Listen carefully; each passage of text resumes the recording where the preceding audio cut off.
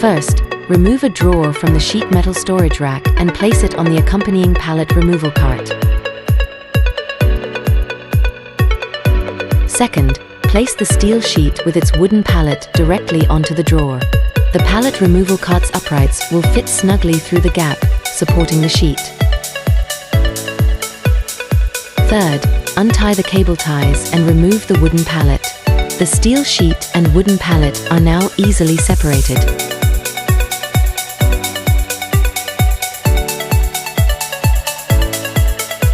Fourth, after pallet removal, a forklift transports the steel sheet drawer directly back to the sheet metal rack. The entire process is seamless, efficient, and safe.